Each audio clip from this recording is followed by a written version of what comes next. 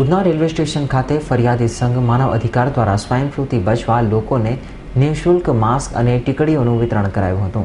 હાલ રાજ્યભરમાં અને દેશમાં સ્વાઇન ફ્લૂએ કાળો કેર વર્તાવ્યો છે, ત્યારે સુરત શહેરમાં પણ અત્યાર સુધી અસંખ્ય લોકો સ્વાઇન ફ્લૂની ઝપેટમાં આવ્યા છે, તો કેટલાકની જિંદગી પણ સ્વાઇન ફ્લૂમાં હોમાઈ ગઈ છે।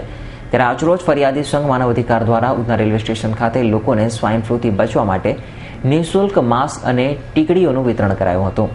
તેમજ ગુજરાતની અંદર જે સ્વાઇન ફ્લૂનો રોગ વકરી રહ્યો છે તેની સામે માનવ અધિકાર ફરિયાદ સંઘે સ્કાર્ફ વેચી અને કોર્પોરેશનના સહકારથી પ્રજાને આનું રક્ષણ મળી રહે, એની સમજણ મળી રહે એ હેતુથી અને જે સુરતની અંદર વધુ રોગચાળો ના થાય એ બાબતે આજે અમારી સંસ્થા તરફથી આ પબ્લિકને માટે એક જનજાગૃતિનું અભિયાન રૂપે આ એક કાર્યક્રમ રાખવામાં આવેલો છે। રોજે રોજ સ્વાઇન ફ્લૂના ખપરમાં અસંખ્ય લોકો સપડાઈ રહ્યા છે અને જીવલેણ બની રહેલા સ્વાઇન ફ્લૂથી બચવા હવે લોક જાગૃતિ પણ વધી રહી છે। Bureau report S9 news, Surat.